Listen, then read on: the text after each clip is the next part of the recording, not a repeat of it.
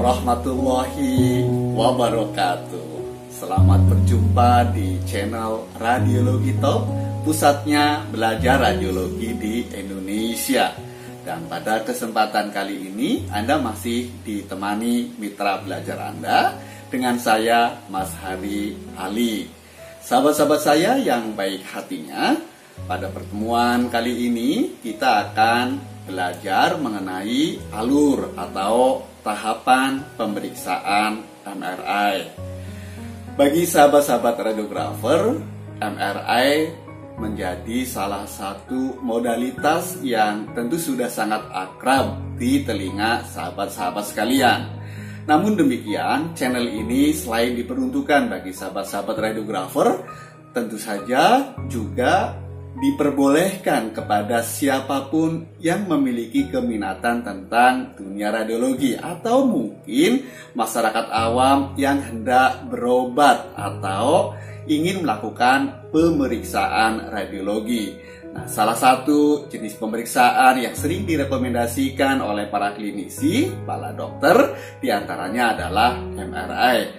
Masyarakat umum pada umumnya ada yang bertanya-tanya, kalau saya harus MRI, seperti apa sih langkah yang harus ditempuh? Tahapannya bagaimana? Alurnya seperti apa? Nah, untuk itulah maka video ini saya buat. Kepada sahabat-sahabat yang baru menemukan channel ini dan Anda memiliki keminatan belajar radiologi, Anda tidak salah, silahkan Anda subscribe dan menekan tombol loncengnya.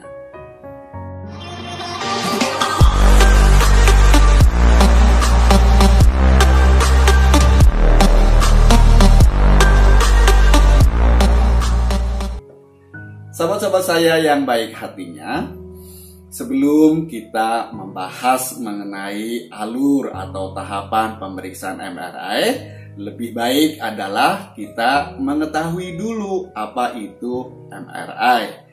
MRI itu kepanjangannya dari Magnetic Resonancy Imaging, adalah suatu alat kedokteran diagnostik yang mutakhir untuk memeriksa dan mendeteksi tubuh dengan menggunakan medan magnet yang sangat besar dan gelombang frekuensi radio dengan menggunakan getaran terhadap inti atom hidrogen.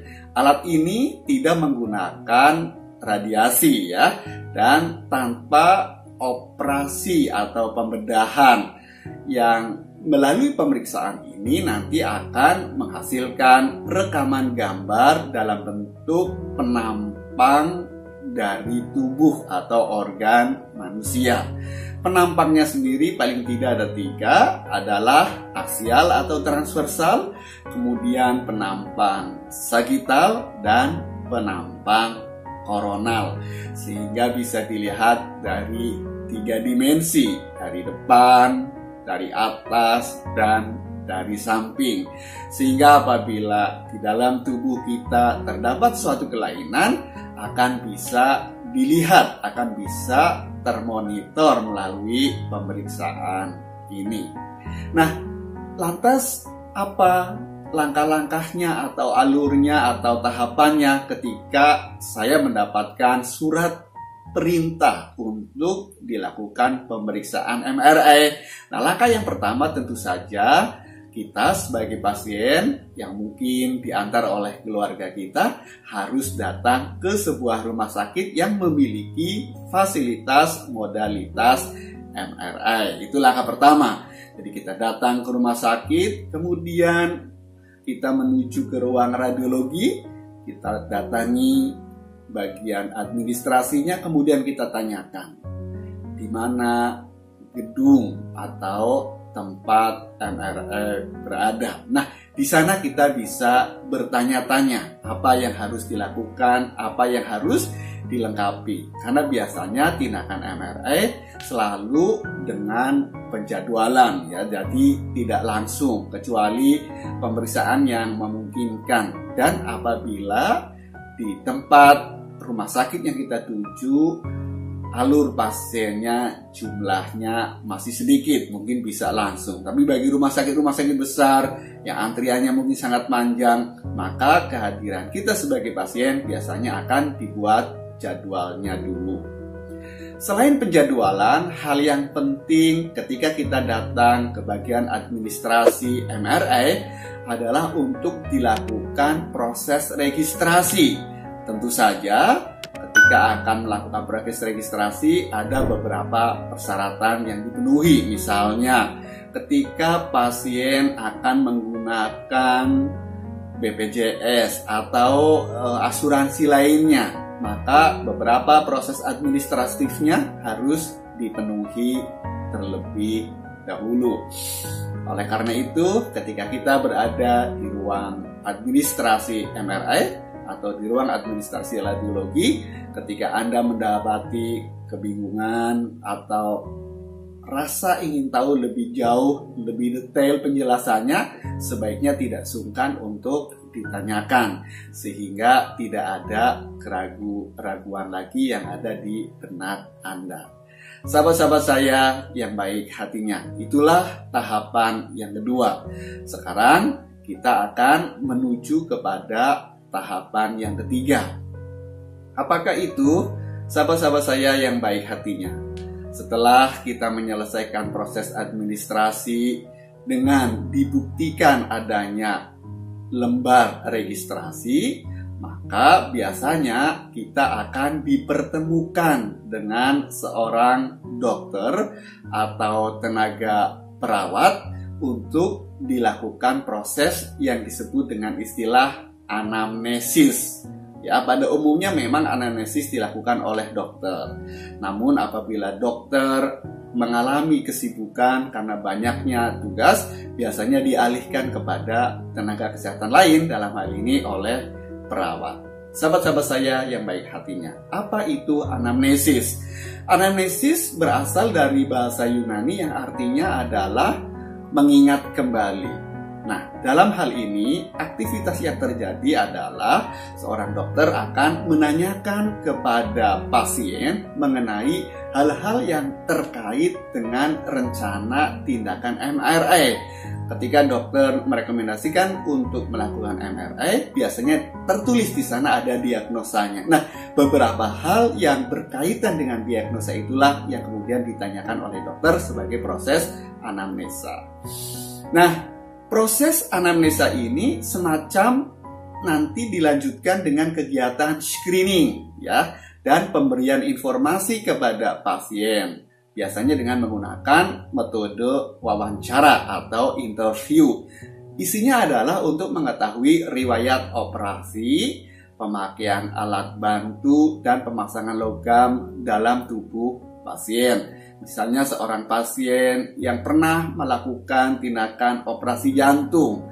Nah, maka biasanya akan ditanyakan, atau mungkin habis kecelakaan kemudian pernah melakukan operasi kemudian dipasang pen, maka akan ditanya kapan peristiwanya, pada tahun berapa. Bahkan kalau lebih detail akan ditanyakan pensnya itu terbuat dari apa, pensnya itu apakah akomodatif terhadap magnet sehingga aman ketika dilakukan pemeriksaan MRI, ataukah jenis pen yang sudah relatif aman dengan tindakan MRI. Nanti dokter Anda akan merekomendasikan lebih lanjut. Dalam hal ini adalah dokter yang melakukan proses anamnesis. Langkah yang keempat adalah berikutnya pasien akan diminta untuk mengganti pakaian dan melepaskan atau menanggalkan aksesoris yang bersifat ferromagnetik, ya, artinya berpengaruh dengan magnet, ya, karena mengandung ferro atau besi. Misalnya jepit rambut, kacamata, gigi palsu, kalung, ya, cincin mungkin, atau anting, itu semua dilepaskan. Saran saya, Anda meminta kepada petugas yang ada di sana untuk supaya diberi tempat atau loker sehingga bisa diamankan beberapa barang yang Anda tinggal itu. Akan menjadi lebih baik kalau misalnya ada keluarga yang bisa dititipkan, ya. Jadi sekali lagi Anda harus proaktif menanyakan apakah ada loker yang ada kuncinya sehingga Anda menjadi tenang ketika meninggalkan barang-barang yang Anda simpan tersebut. Termasuk ketika Anda mengalami kebingungan dalam proses penggunaan baju pasien, Anda juga dibolehkan untuk bertanya bagaimana cara menggunakannya, bagaimana cara mengikatnya misalnya. Supaya apa? Supaya nanti ketika baju itu melekat kepada tubuh Anda memang benar-benar merasa nyaman, sehingga akan lebih rileks ketika menjalani proses pemeriksaan. Nah, sahabat-sahabat saya yang baik hatinya, sekarang kita menuju kepada langkah yang kelima. Pada langkah yang kelima ini, Anda akan diposisikan oleh seorang radiografer atau petugas penata radiologi. Ya, Anda akan diminta untuk tiduran di atas meja pemeriksaan. Nah, ketika itu, petugas radiografer akan melakukan edukasi mengenai penggunaan handsfree. Jadi nanti karena ketika Anda masuk ke terowongan tempat pemeriksaan MRI, akan ada suara yang cukup mengganggu. Biasanya Anda akan diberi headset ya untuk mendengarkan musik. Nah, musik dalam hal ini Anda juga bisa request. Misalnya minta musik jenis apa, pop, jazz, atau rock. Atau mungkin minta dalam bentuk tilawah gitu ya, bacaan Al-Quran. Itu juga boleh Anda sampaikan kepada petugas. Kemudian Anda juga akan diajarkan bagaimana cara menggunakan tombol emergency, yakni ketika Anda dalam ruang pemeriksaan, kemudian pemeriksaan tengah berlangsung, Anda merasa ada sesuatu yang tidak bisa Anda tahan, Anda merasa ada sesuatu yang Anda mengkhawatirkannya, ya, maka daripada mengganggu proses pemeriksaan, Anda bisa menekan tombol yang sifatnya emergency ya. Nah, sifatnya emergency ini berarti Anda sudah tidak bisa mengendalikan lagi dengan keadaan atau kondisi yang Anda rasakan itu. Itu nanti Anda akan diberi teknis cara penggunaan tombol emergency tersebut. Sahabat-sahabat saya yang baik hatinya, berikutnya adalah langkah yang keenam. Pastikan kepada pasien untuk tidak bergerak selama pemeriksaan.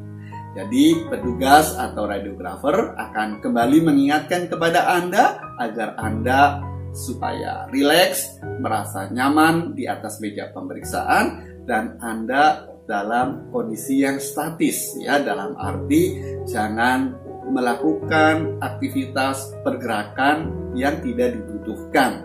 Supaya apa? Agar hasil gambaran yang dibuat oleh radiografer benar-benar kualitasnya bagus, sangat jelas, sehingga akan membantu proses ketika dilakukan penegakan diagnosa. Ketika dokter ahli radiologi melakukan expertise, melakukan analisa, pembacaan dari foto MRI akan lebih jernih, lebih jelas, lebih detail, tidak ada gangguan, tidak ada artefak. Kira-kira seperti itu. Sahabat-sahabat saya yang baik hatinya. Yang ketujuh adalah Anda akan diberikan sebuah alat yang disebut coil. Ya, coil ini adalah alat yang akan memancarkan magnetnya. Nah, saudara-saudara, sahabat-sahabat sekalian, tidak usah khawatir karena memang coil ini harus melekat kepada bagian objek yang akan diperiksa. Tenaga radiografer adalah mereka yang sudah terlatih, mereka adalah sudah terdidik, dan mereka biasanya sudah mengikuti fase proses pembelajaran yang benar-benar sangat teliti, sehingga ketika membantu melakukan proses pemeriksaan kepada Anda, mereka adalah benar-benar yang sudah mandiri dan terjamin kemampuan serta kompetensinya.